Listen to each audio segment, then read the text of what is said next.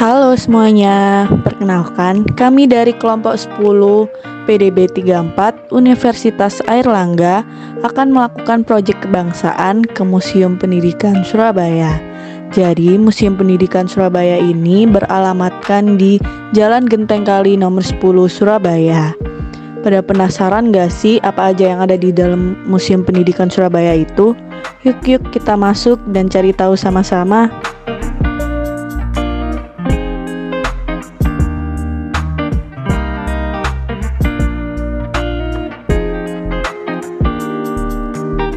Untuk tema proyek kebangsaan kali ini, kami mengambil tema Cinta Tanah Air.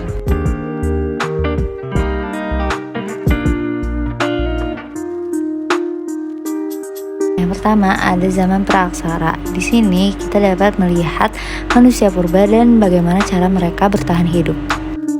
Di sini ada buku dan alat pendidikan dari zaman terdahulu.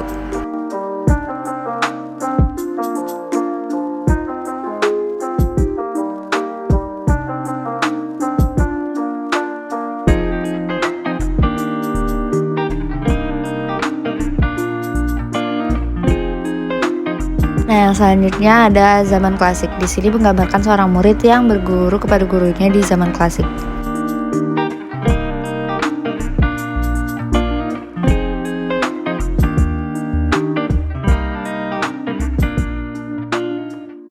Yang selanjutnya ada zaman kolonial. Koleksi pada barang periode ini terdapat banyak peninggalan pada masa penjajahan negara Belanda dan juga negara Jepang.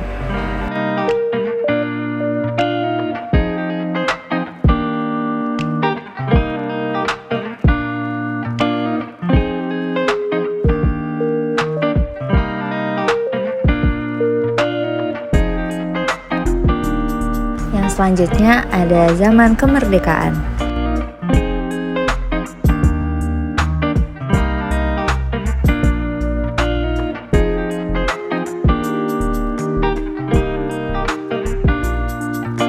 Nah, di zaman kemerdekaan ini memperlihatkan bahwa koleksi barang yang mulai modern, dimulai dari alat tulis dan juga buku. Sudah ada juga ijazah sebagai dokumen sah yang menyatakan seorang siswa telah menamatkan jenjang studinya.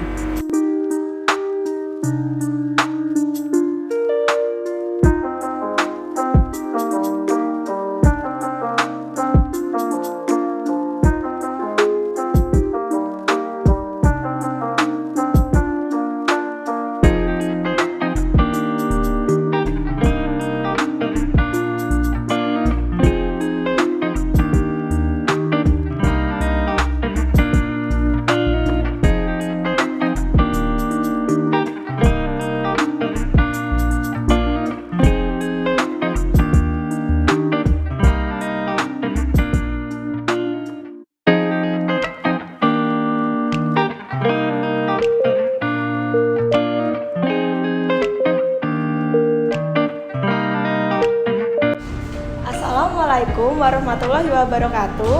Kami dari kelompok 10 PDB 34 hari ini melakukan field study di Museum Pendidikan Surabaya. Sekarang kami akan melakukan wawancara. Sebelum itu mohon perkenalkan Ibu, apa namanya, lalu di sini sebagai apa? Oke, perkenalkan nama saya Nanda, saya salah satu staf di Museum Pendidikan Surabaya.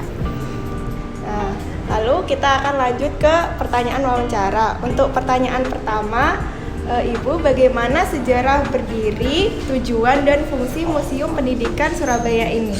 Oke, untuk sejarah berdirinya sendiri, Museum Pendidikan Surabaya ini dulunya adalah bekas dari sekolah taman siswa yang kemudian berpindah tempat sehingga di gedung ini sendiri menjadi gedung terbengkalai. Akhirnya supaya tidak menjadi gedung kumuh di tengah kota Surabaya, diserahkan kepada Dinas Pariwisata Kota Surabaya dan dijadikan museum tematik karena dulunya bekas sekolah menjadi Museum Pendidikan Surabaya. Kemudian untuk tujuannya seperti yang saya jelaskan tadi, jadi gunanya untuk didirikan museum ini sebagai upaya untuk melestarikan cagar budaya dari sekolah taman siswa itu tersebut tadi, dan fungsinya juga sebagai tempat wisata edukasi bagi masyarakat Surabaya dan sekitarnya. Baik, terima kasih. Lalu untuk pertanyaan kedua, apakah eksistensi Museum Pendidikan dapat menginternalisasi nilai-nilai cinta tanah air di kalangan generasi muda? Oke, kalau untuk menurut saya bisa ya, karena memang untuk setelah pengunjung ini mereka berjalan ke Museum Pendidikan, pastinya mereka akan menghargai atau mensyukuri ya dari jasa para pahlawan yang dulu memperjuangkan tentang pendidikan di Indonesia, sehingga dengan mereka mensyukuri atau menghargai jasa pahlawan, mereka juga pastinya mencintai tanah air, dan juga dengan mereka mendapatkan pendidikan atau informasi mengenai hal ini, mereka pastinya akan lebih termotivasi atau akan lebih ingin berprestasi dalam bidang pendidikan sehingga bisa memajukan tanah air ini. Ya, baik, terima kasih. Lalu untuk pertanyaan terakhir, bagaimana bentuk internalisasi nilai-nilai cinta tanah air melalui eksistensi Museum Pendidikan ini? Seperti yang tadi, jadi dengan berkunjung ke Museum Pendidikan saja, nggak hanya Museum Pendidikan ya, mungkin ke semua museum di Surabaya, dengan itu kan akhirnya mengetahui tentang jasa-jasa pahlawan, sehingga terpupuknya juga rasa cinta kepada tanah air, karena dengan mensyukuri kemerdekaan yang sudah diperjuangkan oleh para pahlawan, sehingga mereka akan termotivasi untuk terus memajukan negeri ini supaya bisa memajukan memajukan bangsa ini gitu. Baik, sekian wawancara dari kelompok kami. Terima kasih Ibu atas waktunya. Wassalamualaikum warahmatullahi wabarakatuh. Demikianlah dokumentasi dari kegiatan proyek kebangsaan kami. Terima kasih atas perhatiannya.